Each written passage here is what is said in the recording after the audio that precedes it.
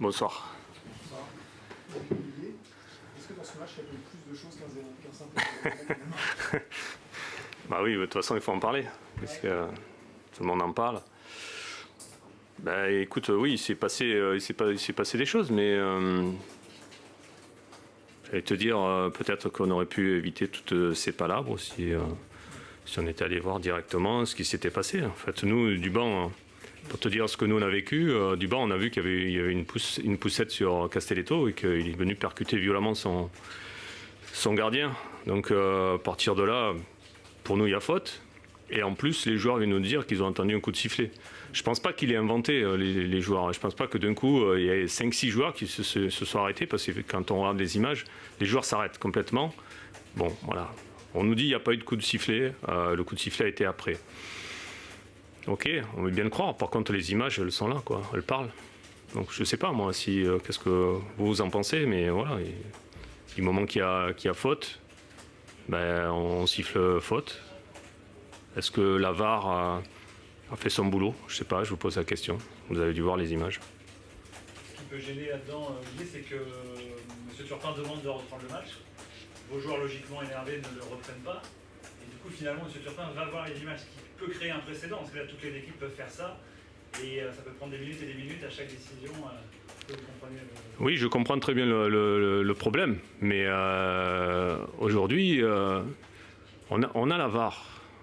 Je pense que les gars qui sont dans la régie, ils ont 4-5 caméras pour le voir. Comment on n'a pas vu cette faute? Comment vous pouvez m'expliquer qu'on n'ait pas vu cette faute? Déjà, c'est la première chose. Donc là, M. Turpin, on ne l'a pas vraiment aidé, quoi. On dit, non, il n'y a rien, but validé. Moi, je suis surpris, quoi. Ouais, je suis vraiment surpris. Ça crée bien sûr une polémique, parce qu'il y a une injustice énorme. S'il y avait eu but, et qu'il soit validé, qu'on ait repris le match, on va dire ça aurait été grave aussi. Parce qu'en fait, nous, on l'aurait très mal perçu, en tout cas. Voilà. Aujourd'hui, il y a faute, tout le monde est d'accord. Je ne pense pas qu'il y a eu beaucoup de polémiques là-dessus. Il y a une faute. Ok, ben, terminé, on n'en parle plus. C'est ce qu'il faut. Il faut certainement on a besoin d'avoir de la compétence à tous les niveaux maintenant. C'est un sport professionnel et voilà, il faut qu'il y ait compétence à tous les niveaux. Après, l'erreur reste humaine. Hein. Mais j'ai bien compris la problématique.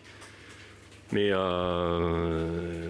aujourd'hui, il y a des caméras et on peut les regarder. Alors, c'est quand même l'arbitre qui décide. C'est pas la VAR.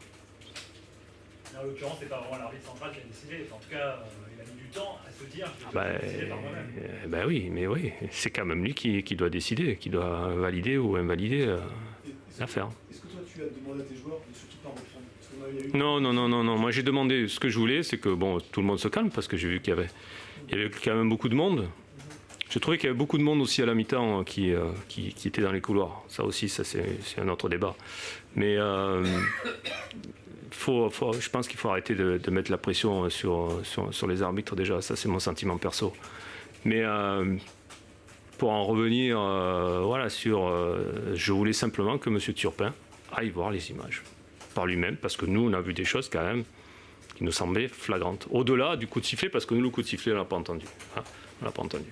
Quand tu parles de pression mise sur les arbitres, des dirigeants de Brest Je ne vais pas polémiquer là-dessus. Nous, on n'est pas les dirigeants de Brest. Voilà. Donc, je pense qu'il faut laisser le corps arbitral à la mi-temps, tranquille, sans venir palabrer dans les couloirs. Voilà. C'est juste mon sentiment. Peut-être qu'un jour, ça se fera et j'en serai très content. Je parlais sur l'action, je ne parlais pas à la mi-temps, je ne sais pas si Ah, après sur l'action, il y a eu...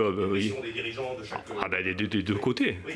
Des deux côtés. Je ne sais pas si tu as vu qu'il y avait beaucoup de monde. Hein. Ils ont mis la pression sur l'arbitre, pour le coup. Bah oui, écoutez, on ne va pas non plus se laisser bouffer. On a aussi... on est capable aussi de demander les choses, mais moi je les demande calmement. Voilà. Ce qui faisait aussi tiquer Julien Stéphan, c'est ce contact entre Rafinha et Humain un peu mi-temps dans la surface. Est-ce que tu as revu les images? Est-ce que pour toi il y a pénalty? J'ai pas vu. J'ai pas revu les images. Mais en fait, on parle plus de polémique que de football. Hein. Mais parce que là, moi, si j'ai, ouais, on va dire, il y a eu un corner qui n'a pas été suffisant pour nous. Voilà, on ne s'en sort plus, les gars. Dans Donc, la question, il y avait la première question que je t'ai posée sur le 15-0-0, il y a évidemment ça, ouais. mais il y a aussi, ça a été un match quand même, il y a eu pas mal de choses dans ce match-là. Au-delà Ouais, il du était jeu, hors. il y a eu Ouais, pas mal de choses. ouais, ouais. Au derby, quand même. Ouais, mais je pense que c'était un derby. Voilà, c'était un vrai derby, il y avait de l'intensité. Moi, je m'occupe surtout de mon équipe et moi, je suis assez fier des joueurs. Autant j'étais très en colère à Nîmes, autant là, je suis fier des joueurs parce qu'on a fait une entente de match qui était très bonne, parce qu'il n'y a pas eu d'appréhension. On n'a pas tout réussi, il y a encore plein de choses à régler. Mais avec un état d'esprit comme ça, des courses comme j'ai vu dans la profondeur, voilà, il ne nous manque pas grand-chose aujourd'hui pour s'améliorer. Après, il n'y a pas eu énormément d'occasions, même si eux, par leur centre, ils ont été dangereux. Nous, on a eu une ou deux occasions par Charbonnier sur la deuxième mi-temps. Voilà, il s'est quand même passé beaucoup de choses dans un derby, même s'il n'y a pas eu de but.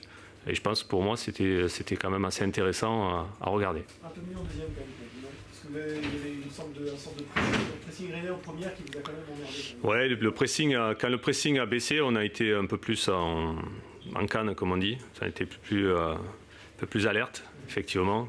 Parce que, bon, en face, il y a quand même des bons joueurs. Techniquement, c'est très très bon. C'est une grosse équipe. Hein. Ils sont en haut du classement et je pense que voilà, je pense qu'ils y resteront, sincèrement. Donc pour nous, ça reste quand même une très belle performance. C'était voulu de faire les changements aussi tard, de ne pas bouger justement l'équipe qui était bien en place ou... Les garçons étaient bien. Donc j'ai pu discuter avec eux et ils me disaient non, on est bien. Et je trouvais que physiquement, on était bien. On était bien et bien sûr, sur la fin, je pense qu'il y en a un ou deux qui, voilà, sur les 10 dernières, c'est toujours un petit peu difficile parce que quand c'est un match engagé comme ça, c'est pas évident. Mais ouais, physiquement, on a été bien et puis je te dis, dans l'état d'esprit, je trouvais intéressant. Donc pour ça que les remplacements ont été plutôt sur la fin parce que c'est jamais simple de rentrer dans un match comme ça. C'est plutôt compliqué. Bonne soirée. Ouais, j'ai un peu de déception sur le résultat final. Parce qu'hormis le premier quart d'heure où on a eu quelques difficultés à rentrer dans le match, je trouve qu'ensuite on a pris l'ascendant sur le plan collectif.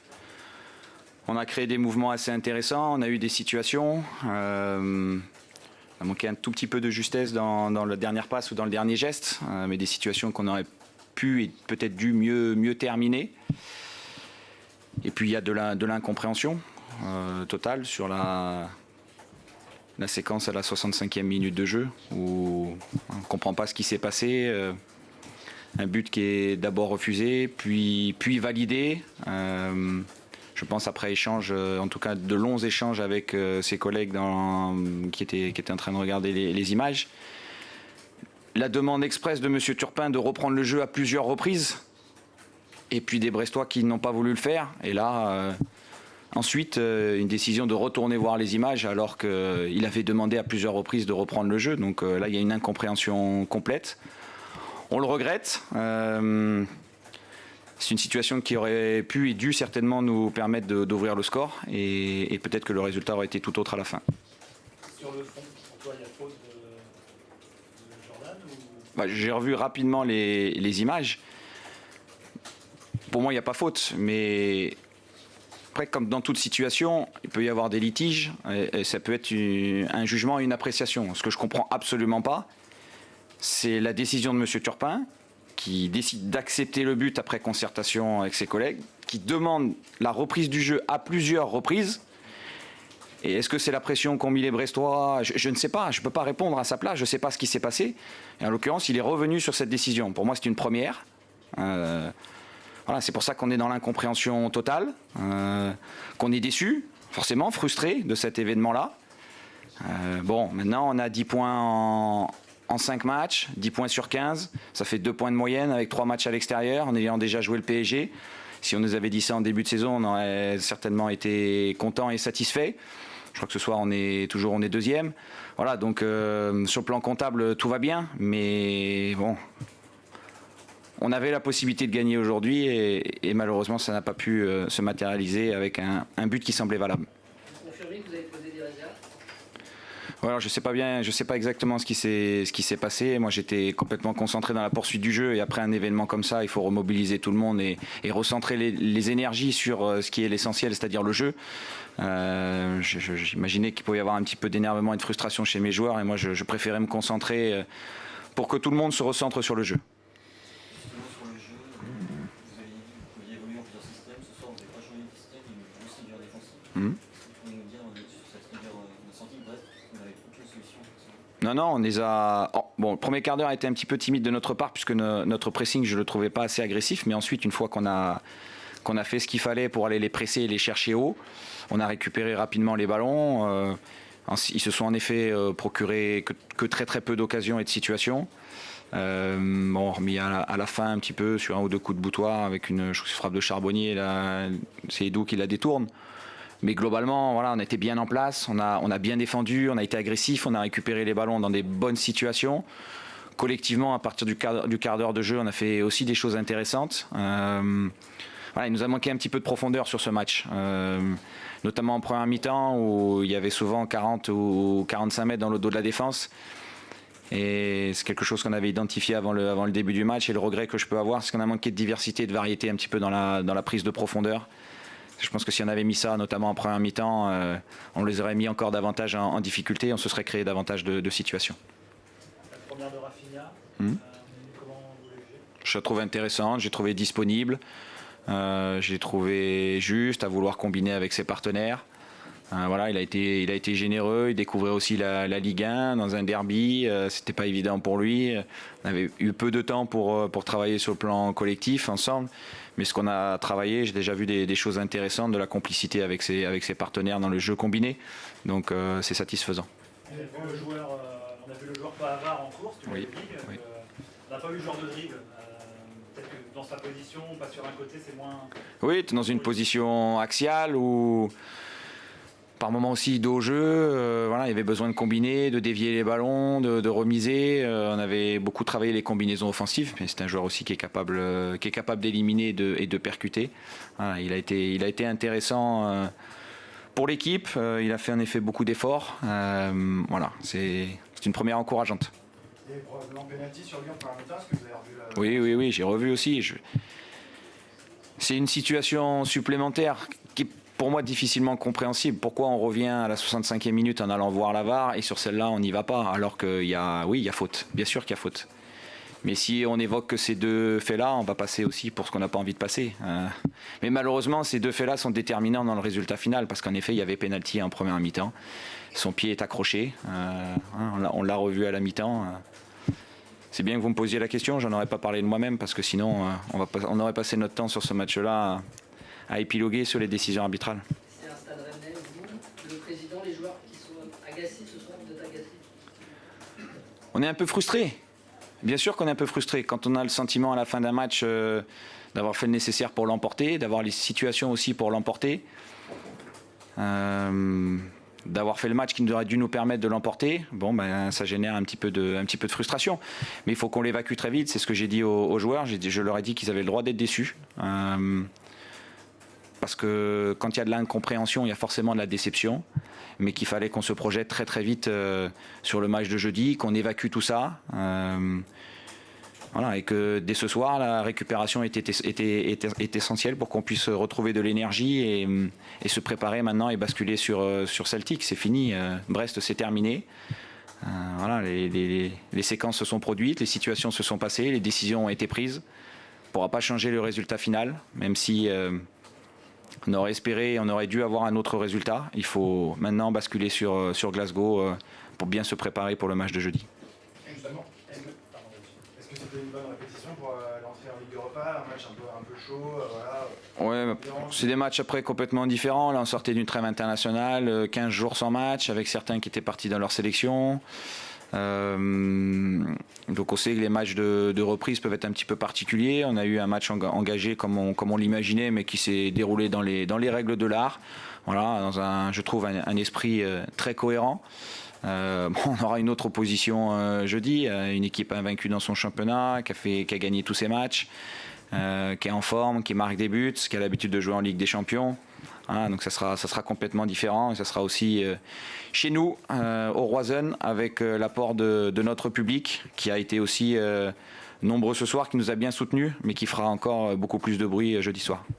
Pour jeudi, justement, Mbaye-Niang qui n'était pas dans le groupe ménager, il y a une inquiétude Mbaye n'était pas disponible pour aujourd'hui, pas suffisamment récupéré de sa blessure au genou. Je vous ai dit avant-hier qu'on voyait au jour le jour, on va continuer à voir au jour le jour. Voilà, il y a eu une reprise de course aujourd'hui.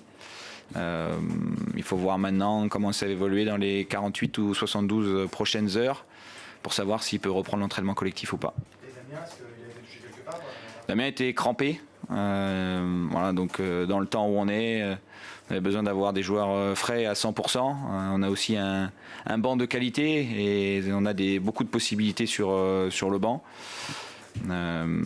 Donc on ne pouvait pas prendre de risques et c'est la raison pour laquelle Joris l'a remplacé.